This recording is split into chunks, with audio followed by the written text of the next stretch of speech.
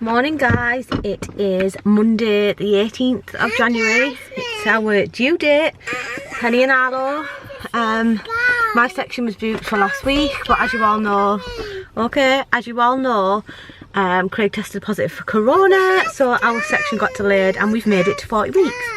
So we are just heading, say hi guys. Hi guys, It's me. We are just heading to James Cook University Hospital for our pre-op. We've got babies in the back, new seat ready for baby. We're just dropping Penny and Arlo off at my mum's. They're taking these. They are the cutest cubby bears in all the world. Can't wait to get back home and play with them. Feeling fine. A few niggles last night. Had kind of contractions every 10 minutes. Sure then. Every 10 minutes, but then they went away. Felt a bit funny this morning. So alright. The joy of toddlers. So yeah, baby number 3, we are coming to get you. So I shall update you all probably later on after we've been for the pre-op. Brandon don't go into labour or anything. And yeah, see you later. See you later, Uncle Amber.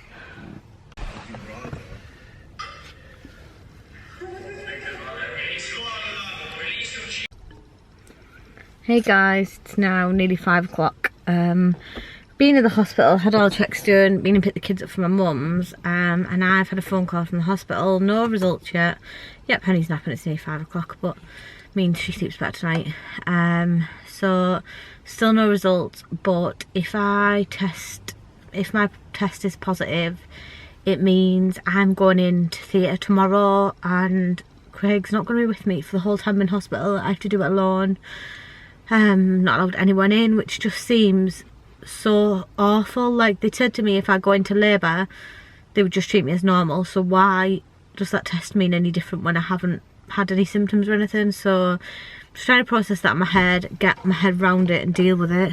My sister just gave me this super cute stone that says, if you can see, turn it around, it says be brave. So I'm going to pop that in my hospital bag and take that with me. If I test negative then things kind of go back to normal, so just awaiting that result. I'm sure I'll update you all once I find out. So currently in one of the COVID labour rooms for my COVID swabs with Craig testing positive. I've had to come and have them in here. So I had them done now. It was brutal, like made me gag, was ugh, so that's done. Just waiting to see the consultant now, see what the plan is. Lost my plug this morning. That's never happened to me in any of my pregnancies, so that's all a little bit surreal, but shit, it's fine unless I get regular contractions. So just waiting to see what happens, what the doctor says, and then hopefully going home until tomorrow.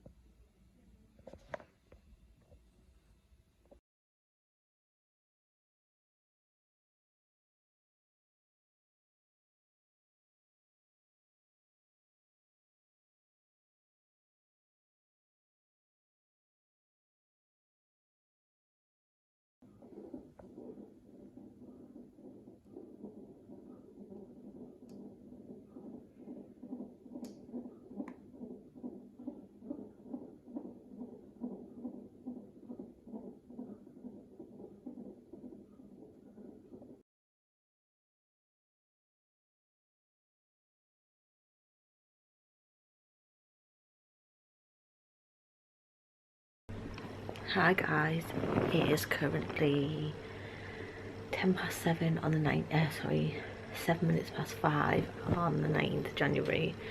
We are in the hospital. We've been here since about 2 AM. I was having contractions, being monitored, checked and everything, and they don't think they're regular enough to push me to theatre just now, but can't send me home either, so section was planned for later today anyway, so we've just come across the ward. We've got a side room and Craig's had to go out to the car, so he's gone to get a coffee because we are shattered, and then he has to stay out there until I go to theatre now, unless things change and I labour much more quickly, it becomes an emergency and then he can come in. So yeah, this is my side room.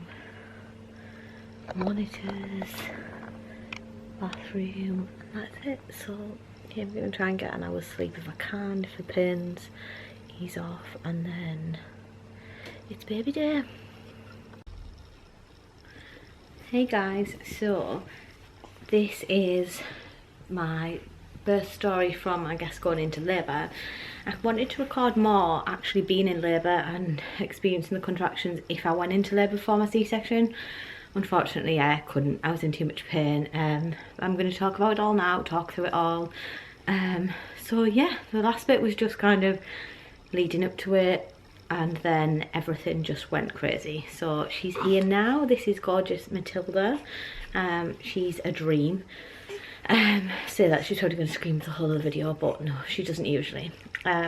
So yeah, on the 19th of January, when I recorded that last clip, just after 7 o'clock in the morning, I was on the ward, in a room on my own. Craig wasn't allowed into that part, and I started, and my contractions were 10 minutes apart. Like, I could set the clock by them. I can remember seeing like 7:16, 7:26, 7:36, and then one midwife came in who wasn't a midwife, so it was kind of the postnatal ward that I was on. The midwife wasn't a midwife that had spoke to me or anything that day before, and she come in, and as you all know, Craig had tested positive 2 weeks before we had Matilda. He was only poorly for half a day. His isolation was 10 days, and they booked my C-section for 40+1. So the day I was in hospital was 40+1. He'd been in MAU with me on the morning, but this midwife then said to me at 10 to 8, sorry, no, he can't come in. Today's day 14 and he can't come in. And I was like, what? So I was laid there having contractions, totally panicked, like, why can't he come in? I was like, he's been in hospital with me this morning for 4 or 5 hours in the maternity assessment unit, so what's changed? So she was just like really blunt, no, it's not happening, he can't come in. So I then got what I call a worry tummy, which makes me need the toilet. I went to the toilet, but I was scared of going to the toilet in case I was in labour and that pressure of needing the toilet was actually needing to push, and I was on my own. So that wasn't great.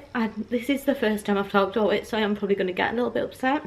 I then got a contraction just before 8 o'clock, I think it was, and I'd been breathing through them every 10 minutes and it was fine.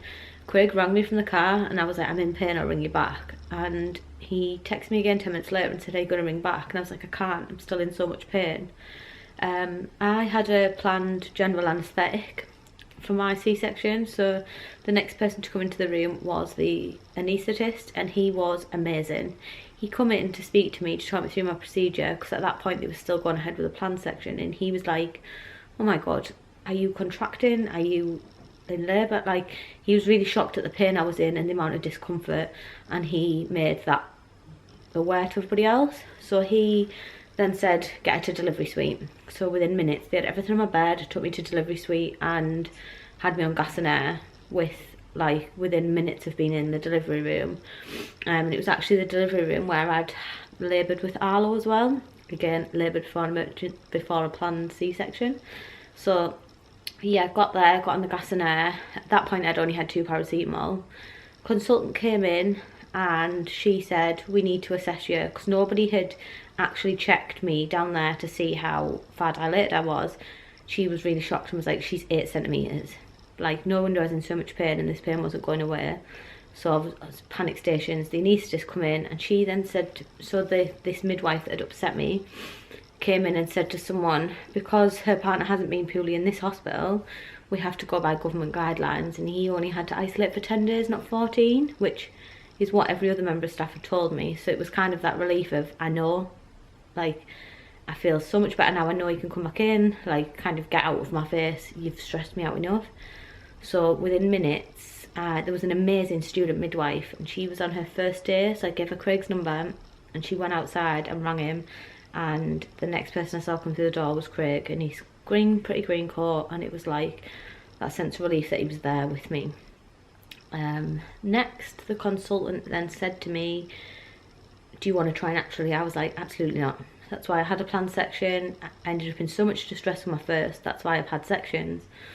So she said to me, right, well, as we get to theatre, I'm going to have to assess you again. If you're 10 centimetres and baby is right down, we can't put you to sleep, we can't do a section, we'll be using forceps without a spinal or epidural. So it was kind of trauma again. I was like, oh my god, I felt like she was only gonna tell me that so that I didn't have the section I'd planned. So I made my feelings aware. I said I felt it was going to be just done for the sake of it, and she was like, absolutely not, if you're not 10 centimetres we'll do it. So it was then kind of, they just waited for theatre to be prepped and took me to theatre. I don't remember what time. I think it must have been about 9:20 on that morning. They took me to theatre, and with Penny and Arlo I've always been put to sleep and then took into the main theatre. With Matilda I was prepped and they assessed me in the, I don't even know what room it was, but with all the theatre staff there, and I was still only 8 centimetres. They went ahead with the general anaesthetic. You have to drink this little drink of awful stuff that gets rid of acid in your stomach, and then they give you an injection in your hand to put you to sleep. That part doesn't bother me. I recover fine from a general anaesthetic. They introduced me to the neonatal doctors, like all the different people in, and theatre staff were amazing. They then prepped all my tummy and put the cold fluid on to clean it, which I've never experienced before. They put the screen up while I was awake, and that really frightened me, like, to know what was going on.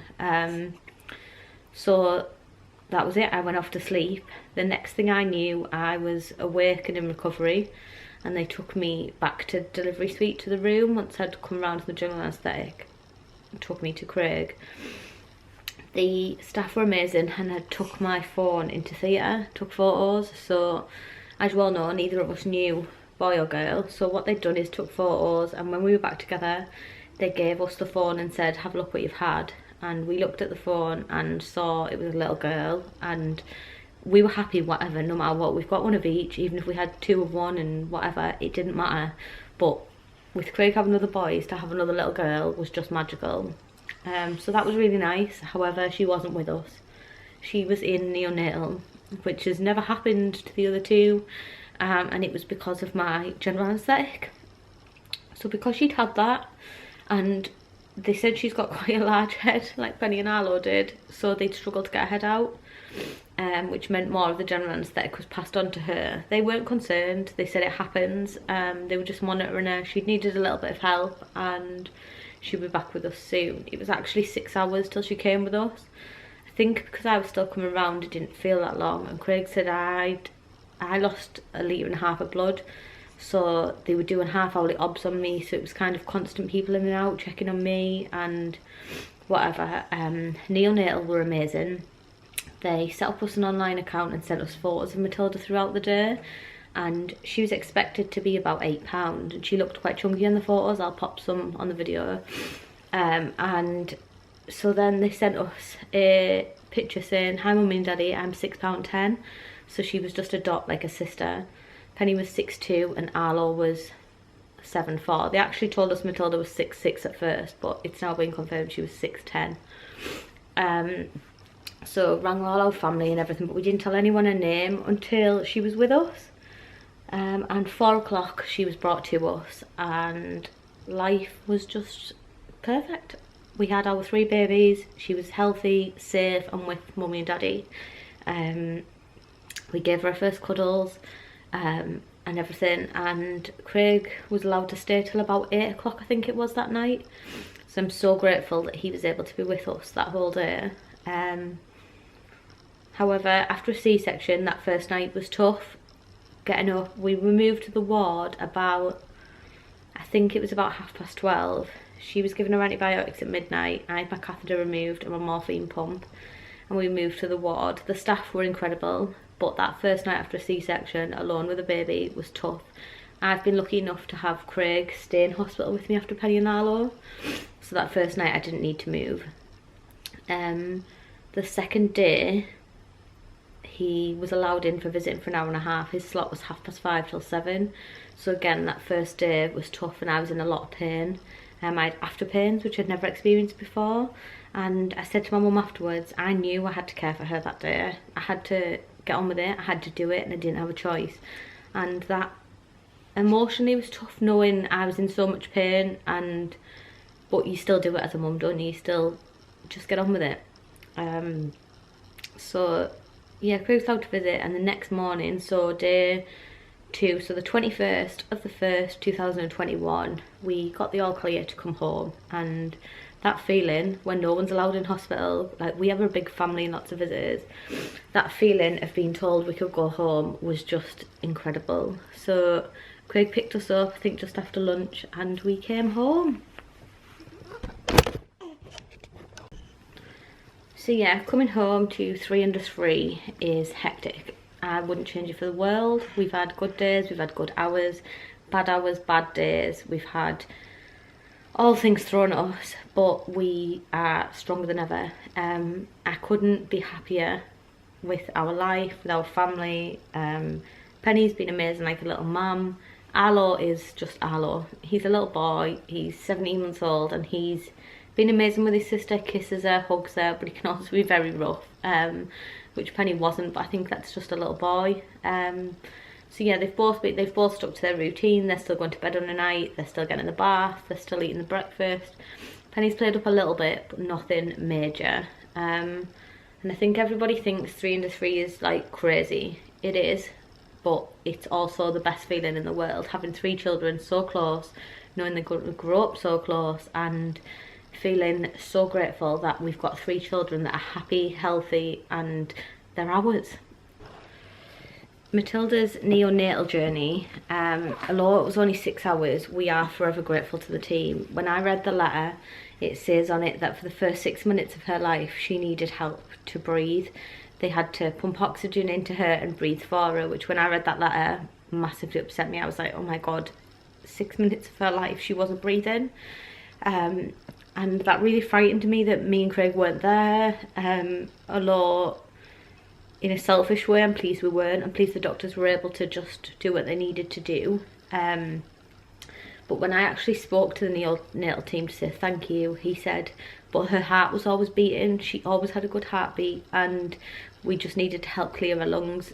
So she always had a heartbeat, and that made me feel better that she was actually fighting for herself. They just needed to help clear her lungs a little bit, but nothing prepares you for that feeling of hearing that your baby needed to be helped to breathe.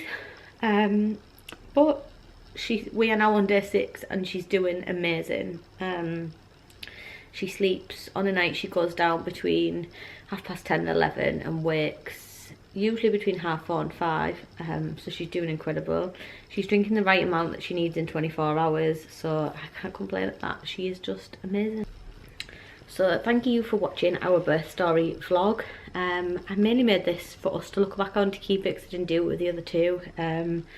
And yeah, I think it's been a whirlwind. I've had 3 emergency C-sections and laboured with all 3 of them, so it's kind of been the same. Matilda was planned for 39 weeks and got delayed to 40+1. How we made it to that day, I have no idea, but we did.